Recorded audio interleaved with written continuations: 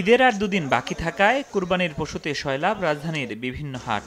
আর ছুটির দিন হয় পরিবারের সদস্যদের নিয়ে পশু কিনতে হাটে ভিড় করছেন ক্রেতারা। ঘুরে ঘুরে পশু দেখার পাশাপাশি করছেন দরদাম। 10-15টা গরুর দাম জিজ্ঞেস করলাম, তো মনে হচ্ছে যে এখনো মনে হয় দামটা ঠিকমতো ফিক্স হয়নি। ওরা অপেক্ষায় আছে আরো যদি ভালো দাম পাই, ওই জন্য ওরা বসে আছে। শুক্রবার কর্মব্যস্ততা না থাকায় সকাল থেকেই হাটে আসেন কেউ কেউ। জানান বাজেটে মিললে বাড়ি ফিরবেন কুরবানির পশু কিনে। আমরা পছন্দ হলে গরু কেনার নিয়তে আসছে আমার ছেলেকে নিয়ে। অ্যাভেলেবেল গরু আছে কিন্তু এখনো কেনাবেচা শুরু হয়নি।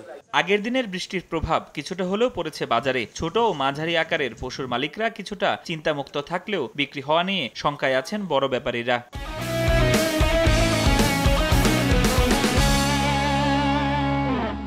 দেখতেছে যাচ্ছে আসতেছে, কেউ দর জিজ্ঞেস করতেছে, আর ফিক্সড প্রাইস হবে এটা এখনো কেউ বলতেছে না। আমি এই গরুটা চাইছি যে 5 লক্ষ টাকা, আমি 4.5 লক্ষ টাকা হইলে বিক্রি করে দিব। আমরা আশাবাদী যে ইনশাল্লাহ ক্রেতা আসবে। এদিকে এখনো হাত বদলের ছোঁয়া লাগেনি ছাগল ও ভেড়া বেচাকেনায়। ফরহাদুর রহমান, সময় সংবাদ, ঢাকা।